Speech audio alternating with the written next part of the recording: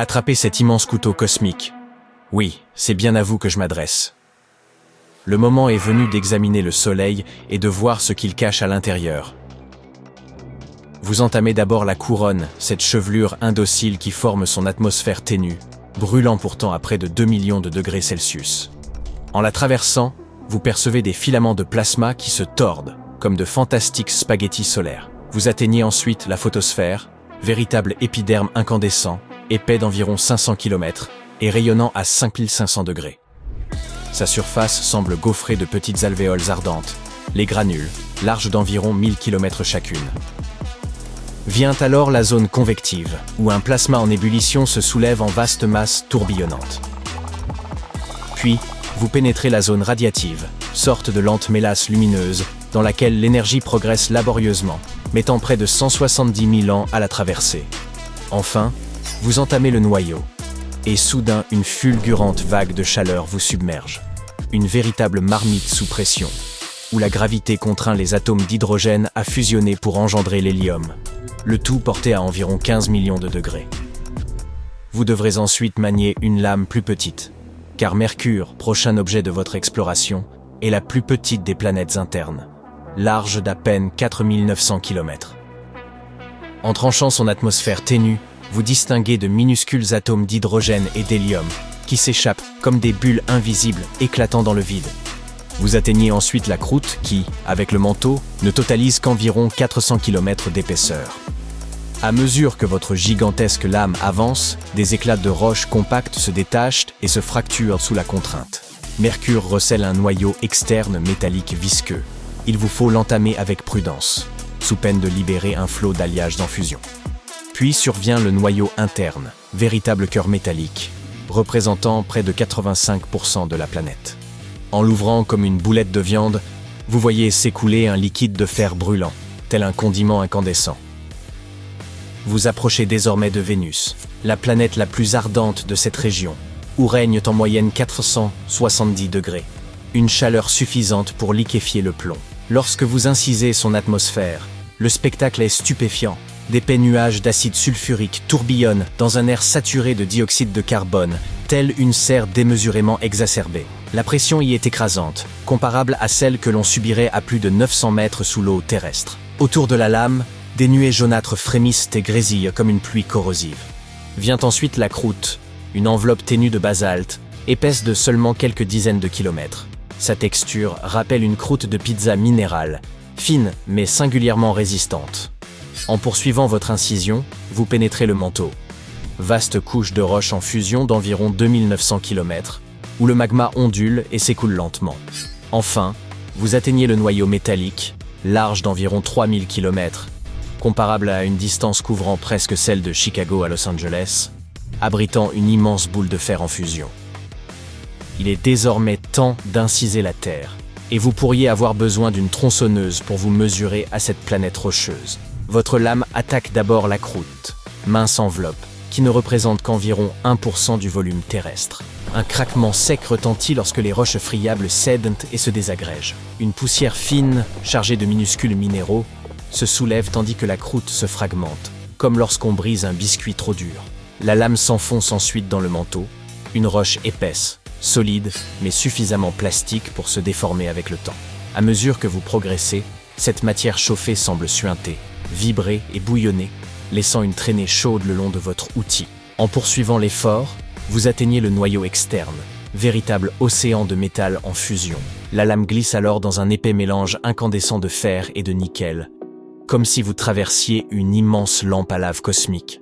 Finalement, vous heurtez le noyau interne, cette fois solide.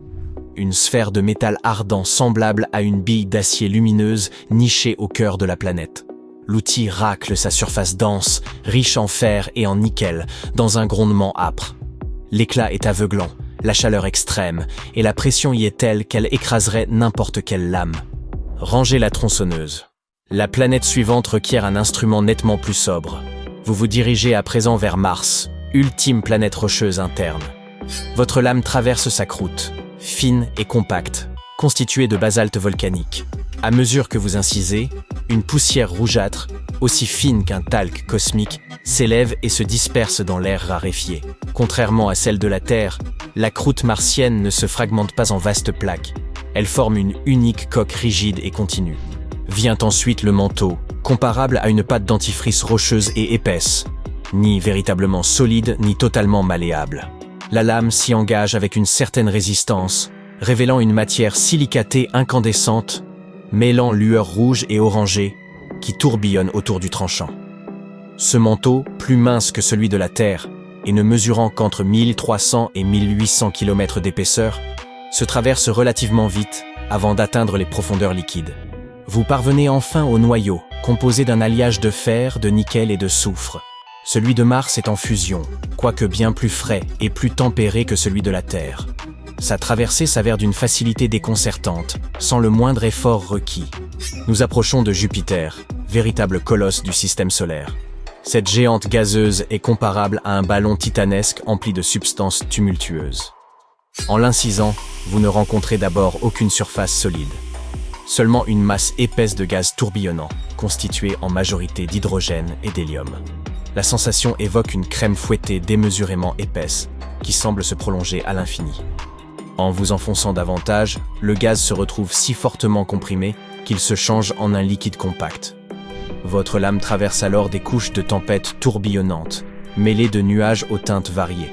En poursuivant, cette matière se transforme en hydrogène métallique, un fluide incandescent et chargé d'électricité, qui scintille et crépite autour de la lame, comme si vous tranchiez une gelée électrifiée. Enfin, dans les profondeurs extrêmes, vous atteignez le noyau, qui pourrait être soit une masse liquide brûlante, soit un gigantesque bloc rocheux dépassant la densité de 14 terres. Nul n'en a encore la certitude. Si vous pouviez l'inciser, vous y trouveriez une chaleur supérieure à 24 000 degrés Celsius, où toute lame ordinaire fondrait aussitôt ou serait broyée par la pression. Trancher la planète suivante s'avère singulièrement délicat. Non qu'elle soit trop dure ou rocheuse, mais parce qu'il n'y a presque aucune matière à inciser. Dans la couche externe de Saturne, votre lame rencontre seulement des gaz denses et tourbillonnants, dominés par l'hydrogène et l'hélium, agrémentés de composés tels que le méthane, l'ammoniac ou la vapeur d'eau. À chaque mouvement, une brume orangée s'échappe, le soufre en suspension qui confère à Saturne son aspect si particulier. Ici, l'atmosphère se confond avec la supposée surface. Nul sol ferme à découvrir. À mesure que la lame progresse, le gaz se comprime. L'hydrogène se change alors en un épais liquide dans lequel votre couteau laisse de longues traînées lumineuses. Plus bas encore, ce liquide se métamorphose soudain en hydrogène métallique, une matière brillante et électrique qui crépite autour du tranchant tel un sabre laser. En s'enfonçant jusqu'aux strates les plus profondes, vous pourriez atteindre un noyau rocheux, mais rien n'est assuré. Ce cœur pourrait tout aussi bien être constitué de roches liquides, incandescentes et tourbillonnantes sous les masses gazeuses. Nous abordons à présent une géante de glace, Uranus. Son atmosphère, riche en méthane, enveloppe la planète d'un éclat bleu-vert singulier. À mesure que votre lame avance, une fine brume glacée se disperse, comparable à une coupe pratiquée dans un nuage froid et vaporeux. Vous entamez ensuite le manteau de glace, qui représente près de 80% de la planète. N'imaginez pourtant rien de figé, il s'agit d'une mixture dense, chaude et visqueuse, mêlant glace d'eau, ammoniac et méthane. La lame progresse dans cet océan épais, d'où s'échappent bulles et volutes de vapeur. Puis, soudain, la lame heurte le noyau rocheux, compact et dense, pesant environ la moitié de la Terre. Bien que plus froid que la plupart des noyaux, avec près de 5000 degrés, il demeure d'une chaleur extrême. Votre lame racle cette roche solide, libérant des étincelles comme en tranchant du métal dans un atelier glacé. Neptune est aussi terriblement froide, mais son incision procure une toute autre sensation. À la coupe, la planète projette des nuées de méthane gelé qui s'élancent à près de 1900 km/h, comme si vous tranchiez un blizzard glacial balayé par des vents furieux. Vous plongez ensuite dans le manteau, une soupe brûlante et épaisse de méthane, d'ammoniac et d'eau liquide. Votre lame progresse dans ce ragoût compact, où bulles et jets de vapeur éclatent sans cesse. Les températures y varient de 1650 et 4700 degrés. Plus loin, la lame rencontre le noyau solide de Neptune, formé essentiellement de fer, de métaux et de silicates. Le tranchant glisse sur ce cœur rigide, libérant des étincelles telles celles d'un soudage en profondeur. À présent, dites-nous commentaires, quelle planète vous a paru la plus agréable à découper?